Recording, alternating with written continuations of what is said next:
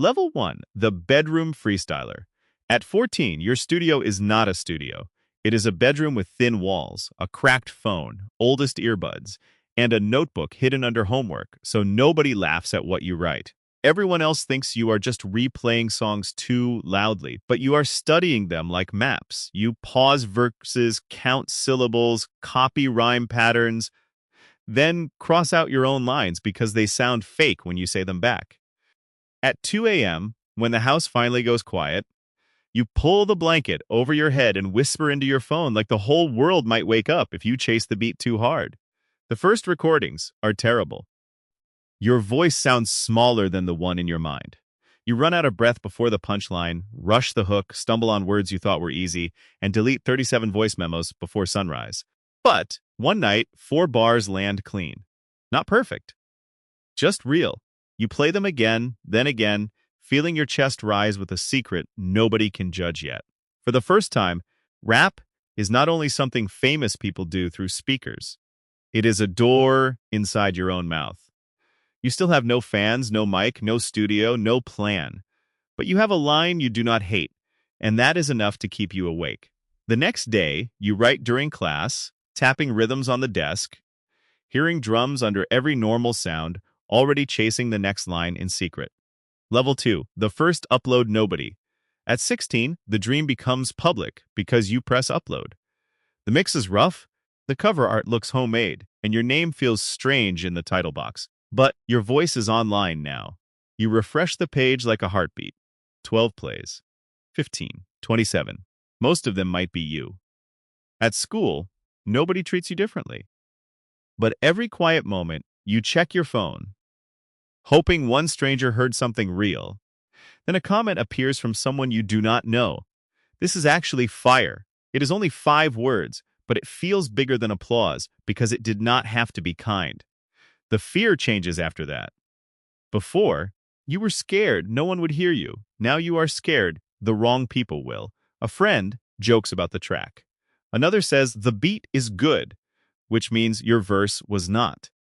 You learn how brutal cheap speakers can be, how tags matter, how a song you loved at midnight can sound embarrassing in the morning.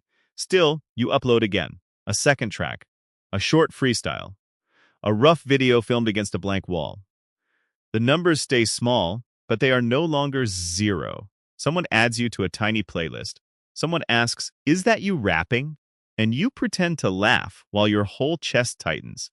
You are still nobody in the real world, but online, a version of you has started walking ahead. Every play is proof. Every bad mix is a lesson. Every upload is a dare. Let them hear you before you are ready. So you make the next song loud. Level 3, the open mic rookie. At 18, the internet is no longer enough. You need to know what your voice sounds like in a room that can ignore you. The first open mics is in a small club with sticky floors, dim lights, and maybe 30 kunk people scattered near the stage, half of them waiting for their own friends to perform. Your name is called wrong, the mic smells like metal, and your hands grips it too tightly. In your headphones, the beat felt controlled. Through the speakers, it feels faster, heavier, almost alive. The first line comes out thin. The second is better. Then you forget a bar you have practiced 100 times. For 1 second, the room feels huge and cruel. You catch the next rhyme, keep moving, and learn the first rule of the stage. Nobody cares that you messed up if you do not stop. A few heads nod. One girl near the back records 10 seconds on her phone. A local artist tells you the hook is decent, and you pretend to stay calm while those words replay all night. You earn $0, but you leave with something more dangerous than money. Proof that strangers can feel your song. After that, every small stage becomes practice for a bigger one. Talent alone is not enough. You have to breathe, move, look up, recover, control silence, and make people believe you belong there before they know your name. You go home hoarse, replaying every mistake but also every nod. For the first time, fear has a shape you can practice against. The list already has your name on it. Level 4, the underground mixtape name. By 21, you are still not famous, but your name starts moving through rooms before you enter them. You release mixtapes, short EPs, freestyles, and features with artists who have the same cheap ambition. Studio time is paid in borrowed cash, split bills, and favors. You argue over cover art at midnight, sell shirts from a backpack, and drive 2 hours to perform for 50 people because 50 is better than none. The sound engineer barely knows your name, but someone in the front row mouths a line from your last track, and that is enough to make the whole night feel different. Your first 1,000 streams arrive slowly, then all at once. 300 followers become people, not numbers. The kid who reposts every song, the producer who sends beats, the local blog that calls you promising, the rapper who wants a feature. You learn that talent starts the conversation, but consistency keeps people listening. You post even when the clip gets ignored. You perform even when the crowd is cold. You rewrite hooks until they stick after one listen. The city is small, but the pressure is real because everyone is watching to see if you are a moment or a movement. One night, you open for a bigger act, and the crowd does not leave during your set. They lean in, they chant the last hook back, not perfectly, but enough. In the parking lot afterwards, someone asks for a picture. You laugh because it feels too early. But on the drive home, with $75 in your pocket and no voice left, you understand something. A rapper becomes real before the world agrees. Level 5, the viral breakout artist. At 23, everything changes because one clip refuses to die. It is not even the song you expected. A hook you almost cut, a verse filmed in bad lighting, a 15-second part where your voice cracks with too much feeling. You post it before sleeping, then wake up to your phone burning. 10,000 views, 50,000, 100,000 before lunch. By the end of the week, it hits 1 million, and strangers are using your lyric over breakup videos, workout clips, street edits, and jokes you do not understand. People who ignored you now texts like they always believed. Managers appear in your DMs. Producers send free beats. Fake cousins, fake friends, and real opportunities arrive together. The first paid show feels unreal. A crowd shouting the line you wrote alone in your room. Flashlights in the air. Your name on a flyer, bigger than the venue. But the excitement comes with a clock. Everyone wants the next song. The label wants a meeting. Blogs ask who you are. Comment sections argue whether you are a genius or lucky. You learn that viral attention is not the finish line. It is a spotlight with a countdown attached.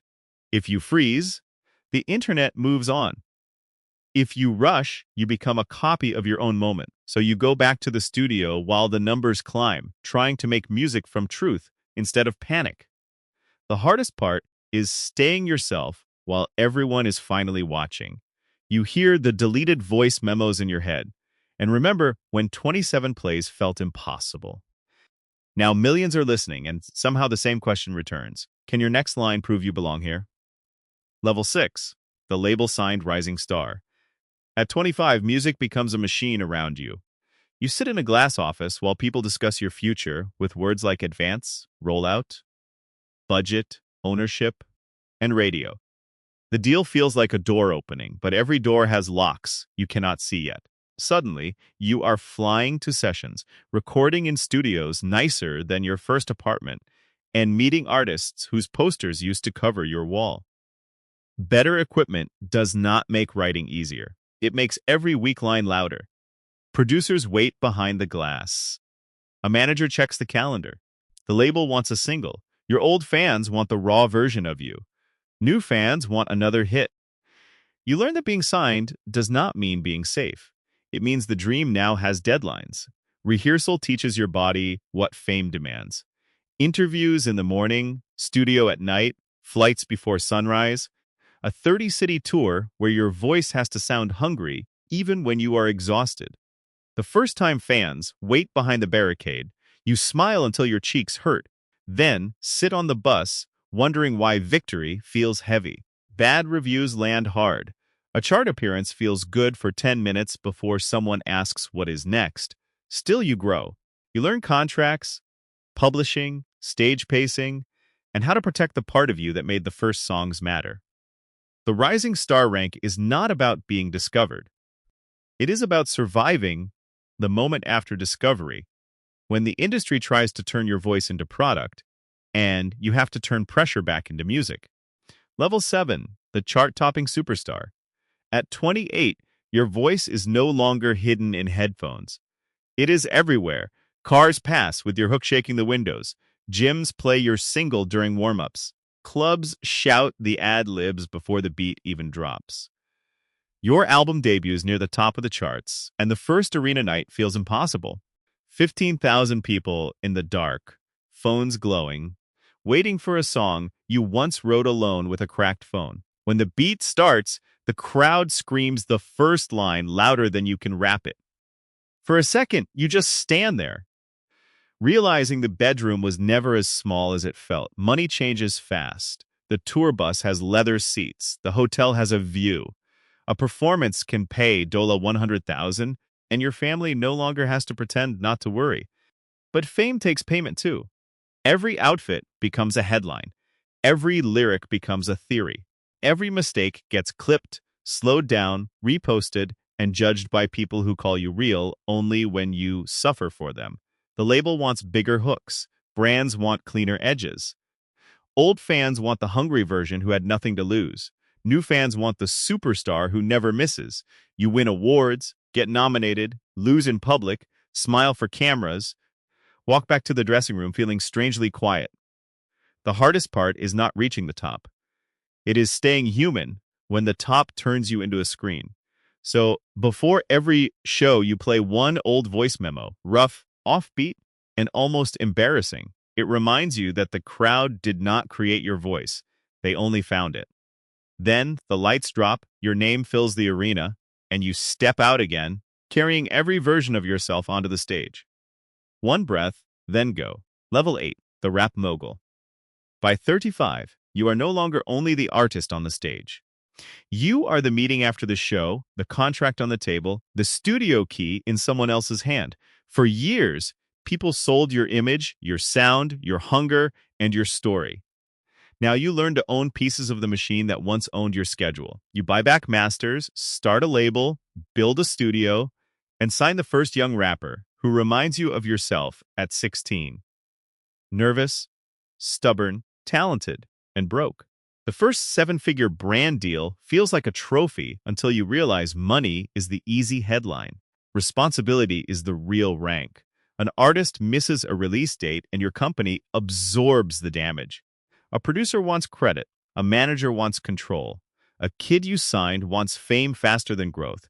Employees expect payroll, fans expect vision, and the culture watches to see if you are building something or only flexing. You launch clothing, fund videos, headline festivals, open a community studio where unknown voices can record without begging. Business magazines call you strategic. Friends call you lucky. Rivals say you went corporate.